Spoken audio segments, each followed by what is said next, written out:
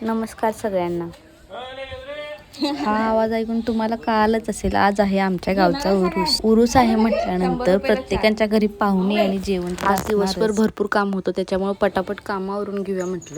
सर्वात आधी फुलं तोडून देवपूजा करून घेतली, अंगण लोटून छोटीशी रांगोळी काढून घेतली, सगळ्यांना नाश्ता बनवून घेतला. उरूस आहे म्हटल्यानंतर घरी मटण तर बनणारच. मग बाबा घेऊन आले मग त्यांना मटणाचा मसाला बनवून दिला आणि भरपूर वेळ झालेला म्हणून बाबांनी आज कुकरमध्येच मटण. बाबा गॅसवर मटण शिजवत होते आणि आई चुलीपाशी बसून निवदाला मलिदा बनवत होत्या. प्रत्येक पुरुषाकडून प्रत्येक लेडीजला तू दिवसभर घरात करतीसच काय हा शब्द तर येतो. म्हणून त्यांच्यासाठी बरोबर 1:15 वाजलाय आणि अजून आमचं जेवणच बनवायचं काम चालू आहे. म्हणजे घरातली दिवसभर किती जरी कामं केली तरी ती संपत. जेवण बनवून झाल्यानंतर आम्ही सगळ्यांना जेवायला वाढलं.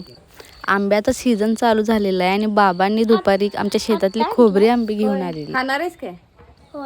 आणि आता उन्हाळा पण चालू झाला म्हणून आईस्क्रीमवाल्यांच्या घंटीचा आवाज कानावर पडायला चालू झाला. संध्याकाळी आम्ही सगळेजण आवरून निवद घेऊन देवाला जाऊन आलो.